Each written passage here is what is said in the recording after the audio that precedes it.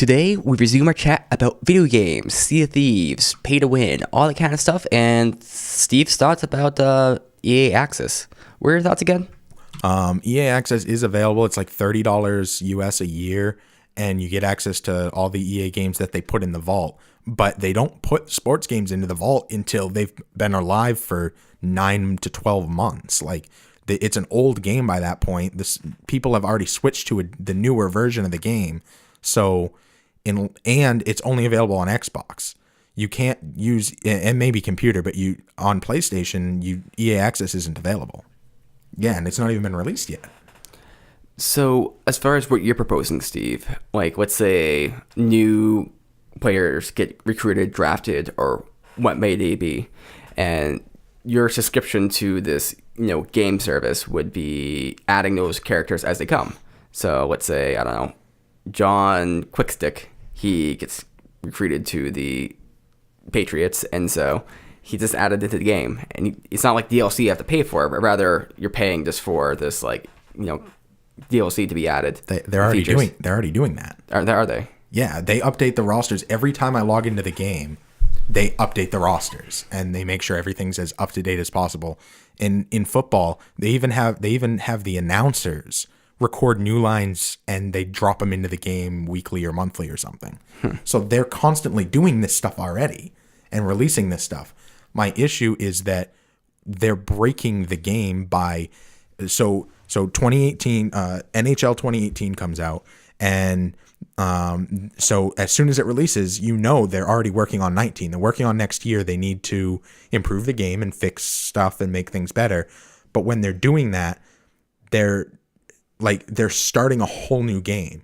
Don't start a whole new game. If you have improvements for the game, do improvements to the game. Don't push all of your, okay, well, we fixed this thing and this thing and this thing and this thing, and when you buy the next game, then you get those improvements. That's bullshit, especially when something is fucking busted. It's kind of like Destiny, in a way, if you think about it. Destiny 1 came out, and it was a great game. You finished the game, and then we're releasing 2 now. They released Destiny 2, and it was basically just a giant add-on for Destiny 2. It played the same. There was a few different powers and stuff, and the story was different, but it still felt like it was the same game, if that makes sense. Yeah, no, it really does. And on top of that, so NHL, so EA has a new physics system called the Frostbite engine, and they are slowly moving all of their games over to it. Frostbite engine's been around for years, and they still haven't moved NHL over to it. And there's no talks of them doing it next year. So you have this new top of the line innovative engine, and you're refusing to make games on it. And from what I've heard, it's super, super difficult to make games on it. So not only is it a new engine you're not using, but it's also broken. So there's a reason not to use it. So the whole fucking company is a piece of shit, in my opinion. Wow. You sounded very optimistic there. Oh yeah, we can fix this. No, they're a piece of shit. EA is the worst company in the world. I would rather see Nike have child labor shops all over India and China than see EA produce one more video game. That's very well stated. Slippy, do you agree with that? I agree EA has gone downhill from what it was a few years back. When you saw the EA brand on it, back in the day, you were like, oh, this is going to be a good game. Back in 97 and stuff like that. Okay, name a good EA game for me, would you? Titanfall. Okay. Titanfall 2. Both great games. They are some of the exceptions. There are great games in there. EA has brought out some good ones, but then, like you said, when things start to go wrong, they tend not to fix them. They tend to leave them and just focus on the next game project. Yeah, Star Wars Battlefront. Well, Star Wars Battlefront is one of those rare exceptions. That comes down to preference, I think. Because, myself, I love Star Wars Battlefront. I know, for instance, Colby that we play with is another big fan of it. We still play it from time to time, and we still have a good laugh on it. But what destroyed that game at first was the microtransactions. So it just gave it a bad reputation. It's like Anthem. Anthem at this minute is an empty game. It's kind of like No Man's Sky, Sea of Thieves when it first started. But I can tell you, I got a feeling that further down the line, this game's going to be a great game. The only problem is, it got like slated really big because of the EA name on it, because of the issues they've had previously. From my point of view, like saying this is going to be a great game, that's something you should say like before the game's released, like a year before the game's released, not like after it's released. No, I agree with what you're saying. I mean, I was really hyped for this game. I still like Anthem, but I feel it is still missing a lack of content. You're doing the same sort of grind and stuff. But again, that's another game that if you've got friends with you, it's still really fun to play. And there's a lot of customization in it, but I still feel like there's a lot missing from it. I mean, to be honest, like games myself, I haven't really bought too many like that are new. I usually wait like 3 years to see if the game's still good, like or if it's gonna be any good. There's like maybe 1 or 2 exceptions to that. That's one was The Witcher. I bought that game on release date, and then I bought Divinity 2, somewhat close. It's like a year after it was made, but you know it's still pretty well tested and everything. So I tend to wait on games because a lot of times they are crap when they first start up.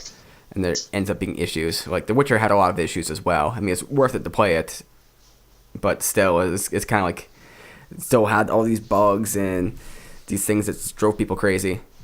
And another game I can think of that had major issues when it first came out was For Honor. That was a game I bought on release, and I hated it because they had it so it was set so everyone was an individual server basically. It wasn't just one set server. So when people were leaving, the games were getting quitted straight out. So the multiplayer on that was very broken, which basically killed that game. I mean, now they're starting to improve by adding the separate characters and stuff. But like myself, I don't want to go back and play it because other games are out now. They had their shot. They blew it. Yeah, I mean, I think it's hard to say like that. Just because a game flops on release means that it's always going to be a bad game nowadays. Back in the day, for sure, because like they didn't go back and fix games like that. They would just release the new one. But I think nowadays they have the opportunity to fix games. But if they fuck it up so bad at the beginning, it's going to be really hard to get people to come back like No Man's Sky. I think that's a huge uphill battle. And a lot of companies are going to say, is it worth it? Are people going to come back? But I think that there's a lot like Fallout 76. That was a huge flop when it released. And if they spent the next year just fixing that game and they made it what it was supposed to be, do you think people would come back to it? I do think people would come back to it. My fear is that people will have moved on, and there's always something new coming out, and if you don't grab them and hold them through that whole time like Fortnite has, then you're going to lose them. But even Fortnite's losing a lot of people to Apex and to a lot of other games that are coming out. I think that Fallout 76, the only way to save that is to go free to play and then open up the mods, have the modders essentially make the game. That's actually a really good idea.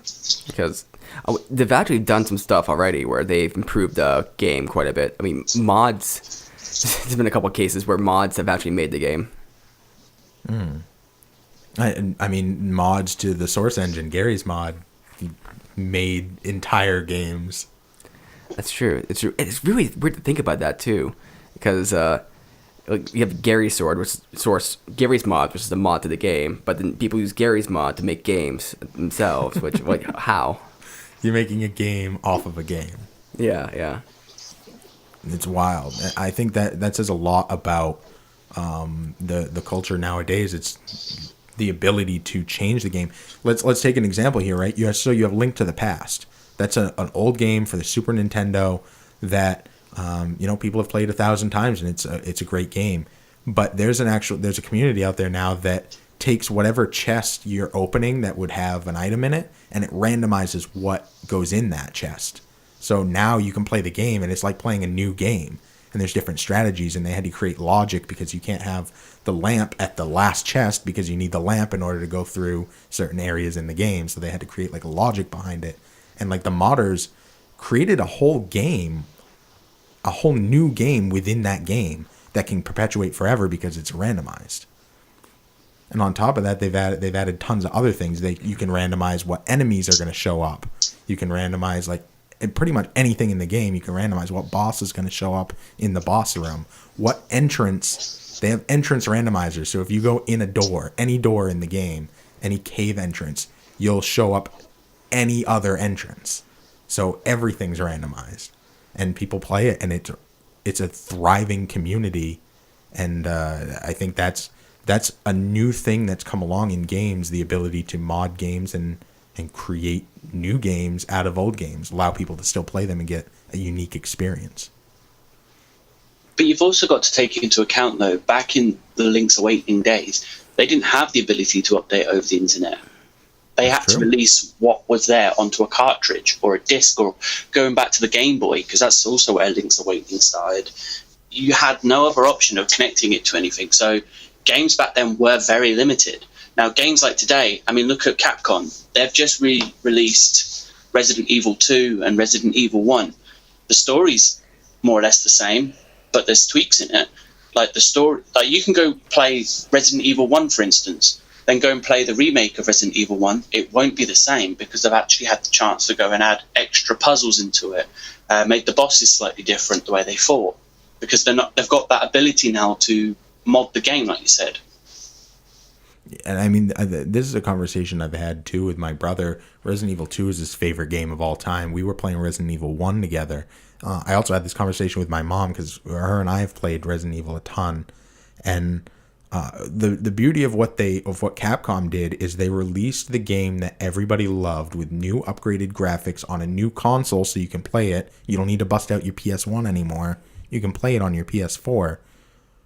But they changed it just enough to make it a unique experience, but not enough that hardcore fans weren't going to like it anymore.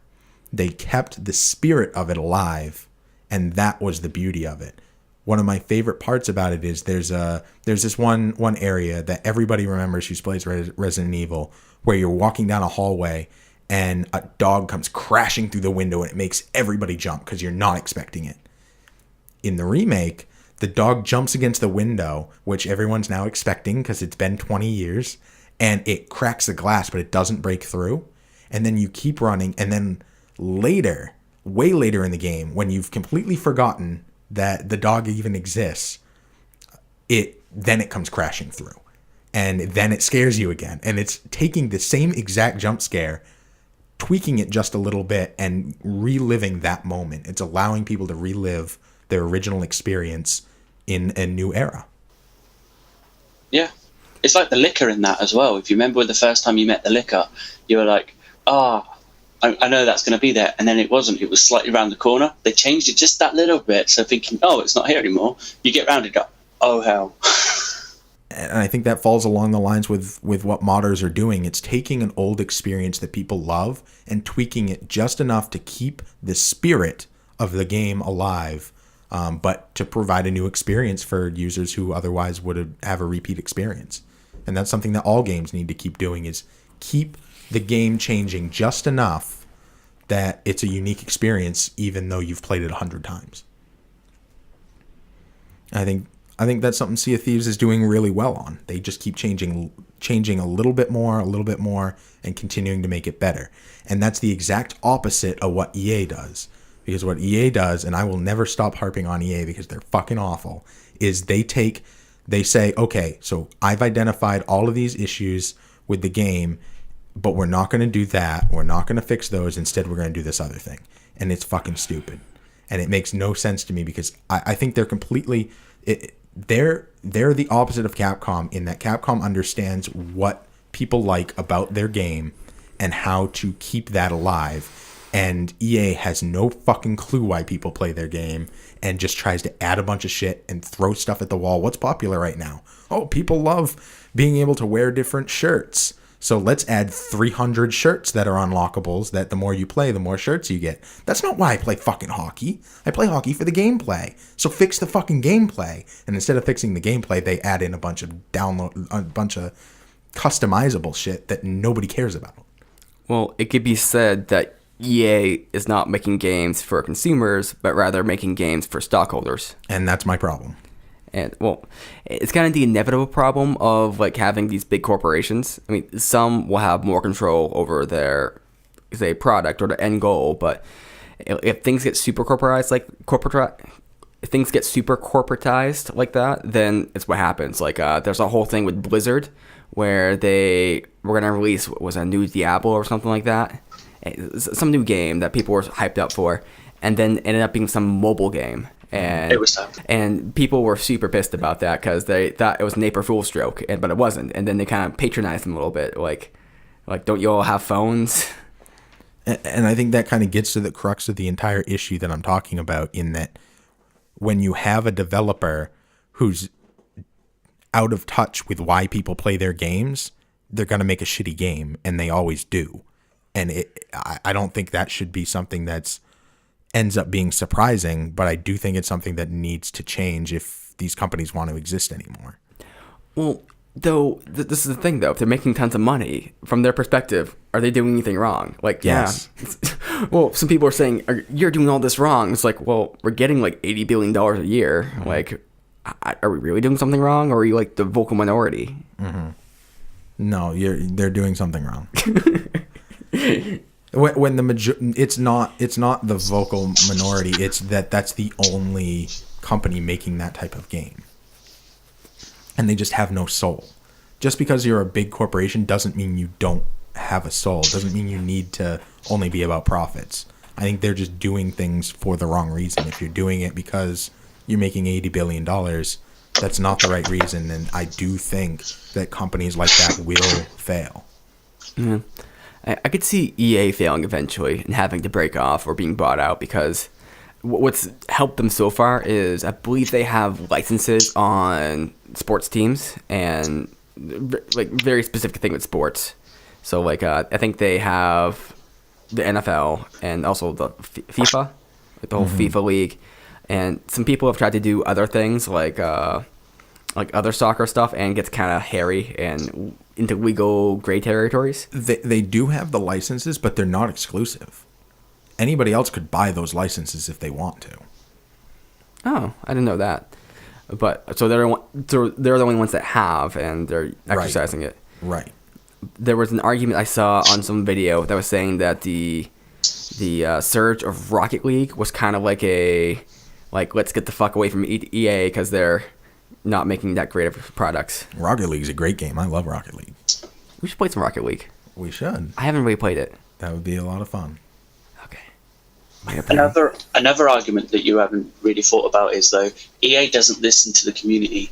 Like games like Sea of Thieves is listening to the community. Capcom listens to the community. They send these surveys out. Surveys out. We type in what we think about them, and they actually listen. They have the whole chat room forum on the Sea of Thieves website, for instance, and people posting ideas and stuff, and then you can submit them if you want. They actually listen to them. Like, the Meg was actually rumour at first, but then all of a sudden it's in the game. Harpoons were always talked about. Now they're in the game. Fishing, another one. So maybe that's part of what Sea of Thieves kind of has going for it, because interacting with the community and also getting things from the community into the game, into reality, is kind of something that shows like the developer cares and that they're listening.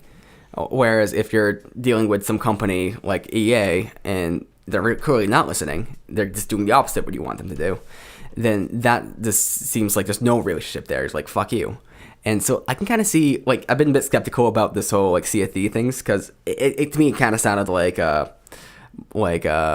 one game, No Man's Sky. But, okay, I can get by it here, because it seems like they've been very active with the community, and that they've been adding things over and over and over, and that they've been very open about it. So it seems like they're not doing anything wrong there. Maybe that's just a new way to develop games. And I love that way of developing games. And I just want to be super clear in one thing, and that's I don't expect any company to let the inmates run the asylum. I don't think that the players should be the determining be-all, end-all deciders of what goes in a game. I think a good company needs to have a vision of their game and execute that vision, and then take the criticism of their users with a grain of salt, but truly ask themselves, with the criticism we're getting on this game, does it still follow the mission of what we set out to do? Is this still on vision? And if it's not, they need to be humble enough to accept that and change it. And I don't ever see EA doing that. I see them consistently going in the opposite direction. Not just, it's almost as if it's not just we don't hear you, but we hear you and we don't care. And that's where it crosses the line for me. Because it's one thing to be incompetent, it's another thing to be belligerently a douchebag. And that's how I picture EA. That reminds me, I think you had a good point there. Like, the game has to know what it is. And there's one game that came out somewhat recently. It's Shadows Die Twice. Shikaru, I think it's the actual name. But the game is very, very difficult. It's like a Dark Souls-esque game made by the same creators. And I guess to take it to a level above, so now it's even harder. And there's no easy mode. And a lot of people have been complaining that there's no easy mode, that you can't make it easier. And they're just saying, no, this is how the game is. Like, that's the point. Yeah. Like, you're supposed to die. You're supposed to learn. This is what we're trying to create. And I think in that case, not listening to people's feedback and saying, this is actually what our design was. If you don't like it, that's fine. But we put this very up front. We make it very clear you're going to die over and over again. And this is not meant for casual people. Mm-hmm. This is for people who are really into video games, for challenges, who want to test themselves, to improve themselves, and to spend hours and hours just on one boss. So, and here's my analogy comparison here is you're playing hockey, right? And you're playing against somebody who's played this game a million hours, and they found this glitch that if you hold the puck in a certain way and you're on a certain point in the ice and you shoot, you will score 100% of the time. They're called glitch goals, and this is something that the community will complain about. And in response, the glitch goals remain, and they release a new shirt with a different logo on it by Adidas. Like, that's a fucking slap in the face. It's like, you have a fucking busted thing here that's making it so that it's an unfair play advantage for somebody who literally has no life. What's my incentive to play the game anymore? Because I can unlock a fucking new sweatshirt? That's the exact opposite of what people want, and I don't get it. I saw another game do this, release all these shirts. So we're going to do that. You're a fucking sports game. Get the sport right first. Mm-hmm. It's like that's one thing I like about Sea of Thieves. Like, look at that double gun glitch. How many people were getting annoyed with that, like, a few months back, where they had a glitch in the game where if you had a pistol and a gun, you could switch easy and double shot. Now, it's called the double tap move. Now, Joe Neat basically does each week a description of what's happening inside Sea of Thieves.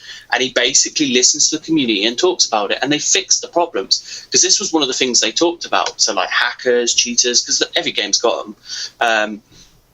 They listen to them, and then they'll actually sit and talk to the community in a webcam chat, or more or less. It's like an actual podcast, more or less, but in video. And they actually go over these topics and say, right, this is what the community is saying right now. This is what we need to do. This is what we're doing. And they actually give you each week a step-by-step guide. I think I've sent you some of those videos as well in that group chat we're in. Like, when I'm posting those videos of the guy talking, that's Joe Neat, the guy that doesn't own Sea of Thieves, but he's like their head lead designer. And he actually listens to us and puts it forward. And that's what we need from companies that are creating an experience, that are creating a consumable experience, is to listen to what people are saying, and as long as it's in line with the spirit of the game, to fix it, to continue to improve the game, the experience of the player. And when companies don't do that, I think it's the first nail of many in their coffin. Yeah, I agree. And I don't play games too much, but I mostly play games with developers I support. And developers I support tend to put work into their game. They tend to make it easy for the game to be modded or be played anywhere. They release free updates to it, and that's what makes it important to me. There's not too many games I play which are like by bad developers. And Rare is an amazing developer. One thing we haven't talked about at all is the graphics. So water graphics, really, really hard to get right. We've seen countless games over the years just fuck up water graphics. It makes things laggy. Water is just really hard to emulate in an engine. The water in this game is the best graphics I have ever seen in any game as far as water physics and graphics go. It's smooth. It feels like water. Like, it looks like water. It acts like it. It's everything they did is right. And the game itself is stylized and so pretty. I love playing the game just looking around the world. The first time I saw one of the volcanoes explode, I was like, stood there. I got hit by a rock. I just watched it come in and hit me. I'm like, this game is beautiful. I absolutely commend Rare in all that they've done with Sea of Thieves on every tier. I think that they're doing things the right way. I have one thing I don't agree with that they're doing at the minute. And this is me as a personal preference, because I've played on both sides. For your listeners that basically judge me as being just Xbox, I play mainly on Xbox, but I've played on PC. Now, this game is, you buy it once, you can play it on Xbox and PC. So that's another good benefit. You can play with PC players and then switch to an Xbox player and carry on. But the one feature I have, one problem I have personally, is it's not optional. It's forced on you. Now, games where it's cross-play against PC players, like, as you know, PC players always will have the advantage on the Xbox. It's just that whole point and click, everything's at our fingertips, basically. Hotkeys and stuff like that. That gives the Xbox player already right there a big disadvantage. So I feel, which is a big issue in the community right now, and it is an ongoing topic, and it has been from day one, the cross-play needs to be optional, in my opinion, for this game to be even better. Like, when we were doing Arena last night, when we were going up against the Xbox players, we were holding our own. You go up against a PC player, we're outmatched because they can fire off guns quicker, they can shoot more cannons quicker, they can reload, they can do multiple things at once, while we're limited to one button, for instance. PC Master Race. So if they have all that cross-platform, but then you get to choose to go into either a cross-platform server or a non-cross-platform server, that would be better for you. Yeah, and I know loads of people are saying, yeah, but there's more Xbox players than there are PC. It's actually about the same. The only problem is a lot of Xbox players walked away from the game because they felt they were at a disadvantage. How many times have we been trolled on the seas by a PC player because they know they've got the advantage? Yeah, being double shot's really, really annoying. They can basically instantly kill you because they use a quick key on their keyboard to switch between weapons, and then they go switch shoot, and it's just you get wheel. shot twice instantly. But when you're on an Xbox, you shoot, then you have to press Y to change weapons. It does an animation to take out the weapon, then you press it again. But there's no frames between when you're on the computer, so it's literally just an exploit of the hotkeys that aren't available on the Xbox. Mm-hmm. Exactly, and it's not a key. It's actually just the mouse wheel. So that's how quick you can switch. It's just roll your finger down it. And yeah, so I'm definitely on board with you on that aspect. The loading times for PC players is a hell of a lot quicker than it is Xbox. So there's always going to be that unfairness because we get hit in the water. We've got to actually wait for the loading time to get back on our boat to start bailing. Look at that galleon we nailed last night. Because they were walking through the load time like it's nothing, they were able to get their water out the boat and carry on. I think in time that'll disappear as consoles become more computer than console, yes. Which is happening very rapidly. I mean, I have an Xbox One X Scorpio, and my load times are wicked fast. I load in before any of you guys. I'm on a Scorpio. I was going to say, you and I actually yesterday were loading in, and then the other two in our party were loading in seconds to even sometimes minutes later. So I'm with you in that. That's another advantage that PCs have, but I think that will slowly go down over time. I think right now we're in an awkward stage where PCs are stronger than consoles, but that won't always be the case, and very quickly it's not becoming the case. I think it's always going to be the case. But it's like consoles will release a new console, and that new console will get to where PCs had been. Maybe not quite the tippy top, but, like high end. and then the PCs will get better over time, and then it's a cycle of consoles becoming less and less capable than PCs, or PCs become more and more capable, but then consoles kind of rising up with the next generation, and then PCs rising up again. Well, I think that consoles are going to become, you're going to be able to replace parts, add more RAM, add different video cards, things like that. I think that's where consoles are going to be like computers in that regard, and therefore will be able to keep up with the current technologies versus having to do what EA does, and instead of fixing the old stuff and making it better, just releasing a new one and saying, we're starting over. Here's this with all new broken things. But wasn't that meant to be the idea of the Scorpio when it first came out anyways? They were like, you can change parts. If it gets further down the line, you can replace the processor and all that. But they haven't actually made... But then they've kind of gone back on the word with that one. I personally think consoles are... I think we've got probably 2 more consoles in it, and I do think consoles will eventually die out.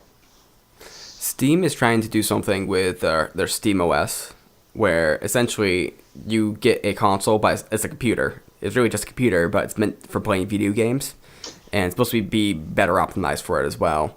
And that would be the new console, and then you can have different specs, and you can change stuff out, and so on and so forth. I think that's exactly where the industry as a whole is going to go. And some of the issues that might pop up in that, from like a developer point of view, is everything is able to be developed in anything, because it's not going to be like these Sony exclusives or Activision exclusives and so on and so forth. It's just going to be... I think everybody will be cross-platform except Sony. They're going to have to give in eventually. I think they're starting to already, but... I was going to say, I think they're caving. Yeah, they are starting to, but we'll see what happens on that. We have been at this for a while. Slippy, is there anything else about Sea of Thieves or the online gaming experience, things like anything we talked about that you want to touch on before we wrap it here? Well, for the PvP aspect, we didn't really touch much on that. So, like, as for a PvP, with the new content, they've made it a lot better for the combat now. So, when the game first came out, masts couldn't be destroyed. There was no harpoon guns, like I was mentioning, and planks of wood was just literally one hole. There's little features now, like they've made it so if you're shooting into the same spot, the holes will get bigger, more water will come in.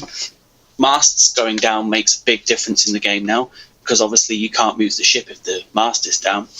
And the harpoon gun makes a really big groundbreaking aspect of the game, because you can use that to pick people up, you can use it to pick chests up, barrels out of the water for loot.